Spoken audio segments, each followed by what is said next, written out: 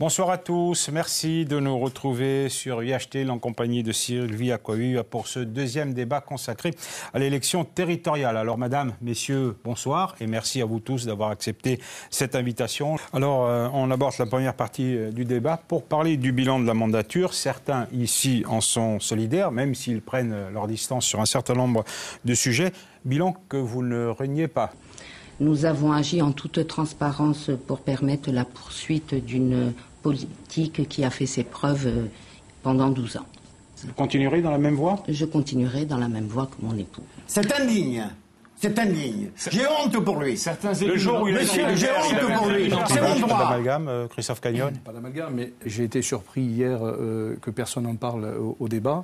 Il y a un chiffre que je voudrais vous donner, c'est sur les fichiers S en Corse.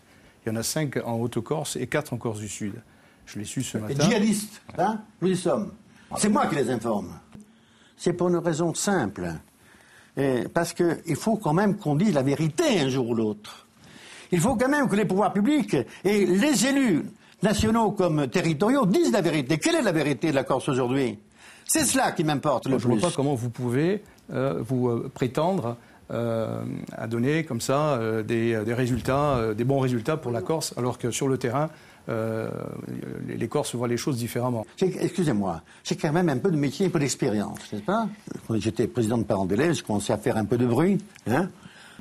Et je vois à peu près, puis-je me permettre, n'est-ce pas, de vous dire, n'est-ce pas, que bien qu'étant retraité, je suis en relation constante avec le chef de l'État, et avec le Premier ministre, et avec le ministre de l'Intérieur, monsieur. Et avec Mme Lebranchu, monsieur.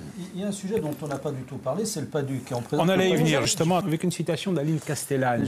Le PADUC, vous répondrez, est un document qui gèle le développement construit avec les nationalistes pour obtenir un prétendu consensus. C'est une citation. Hein. Voilà, c'est ce qui a été déclaré au moment du vote du PADUC. Voilà. J'essaie d'être dans la continuité Bien sûr que c'est... Comme je vous l'ai dit tout à l'heure, nous avons beaucoup réalisé des travaux par la communauté des communes, surtout concernant Propriane.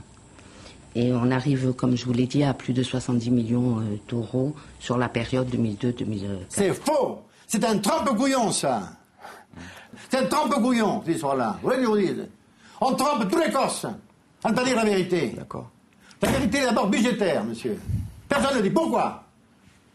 Étant pour la Corse française, nous sommes contre, radicalement contre, tout ce qui est nationaliste, indépendantiste. Ça, on avait bien compris. Non seulement les groupes nationalistes eux-mêmes, Talamon et Simeone, mais aussi ceux qui les appuient, du genre de M. Paul Jacob et sa majorité relative. Nous sommes contre, résolument contre. D'accord. Et sans ambiguïté. Christophe Cagnon, on ne vous a pas beaucoup entendu sur ce sujet, sur le PADUC. On est les seuls à ne pas avoir été à l'Assemblée de Corse, donc on n'a pas traité... Ça ne vous empêchait pas de prendre position sur un sujet qui est un sujet de société, puisque ça doit faire société. Le PADUC, ça doit être en fait un outil de développement pour la Corse. Et pour nous, il y a eu cette... voilà. Mais bon, au niveau du transport, voilà. Enfin, nous, on constate, voilà. Il ne servait pas à grand-chose, alors, finalement. C'est faux. C'est un trompe-couillon, ça.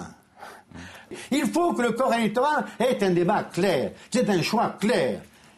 La fin du débat, ça sera le référendum.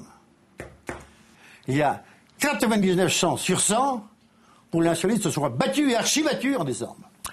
Bon, en attendant, on va parler... M. Jacob est avec eux. Je le dis avec force. À vous entendre... Pour que la Corse se réveille. Réveillez-vous, républicains Corse, réveillez-vous.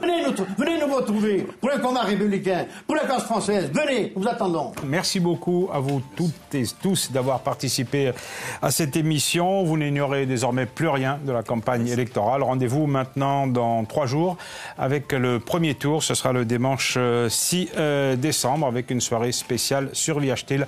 Intanto, buonasera a tutti.